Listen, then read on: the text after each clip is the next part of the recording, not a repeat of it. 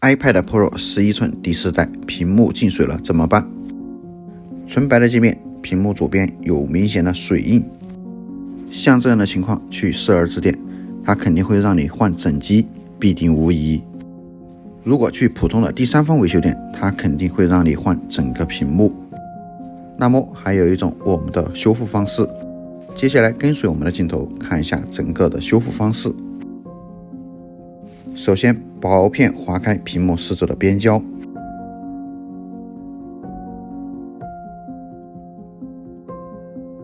打开屏幕第一时间给前置面容组件进行保护，翻开屏幕，拧下固定螺丝，取下挡板，挑开排线接口，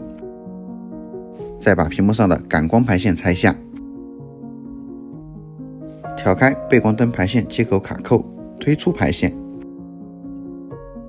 塞齿划开显示屏驱动小板，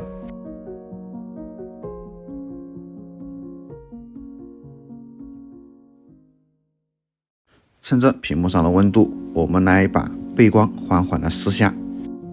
这个过程紧张又刺激，这个步骤是最容易翻车的一个步骤。好在今天手感爆棚的情况下，把背光顺利的拿下。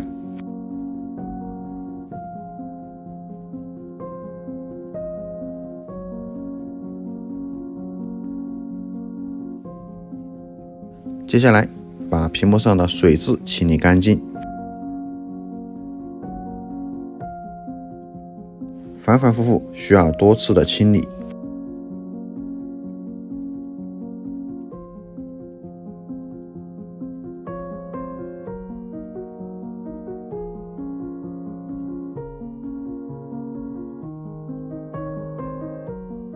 然后拿出新的背光，撕掉保护膜，然后与显示屏进行对位粘贴。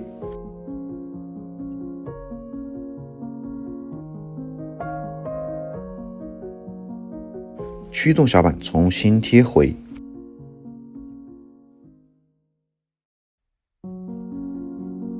背光灯排线重新插回到接口，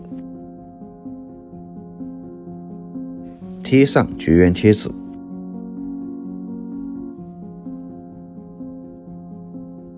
重新装回感光排线，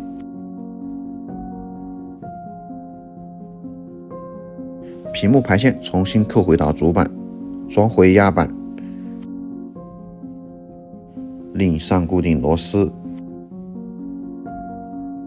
撕掉面容组件上面的保护膜，屏幕对位重新粘回。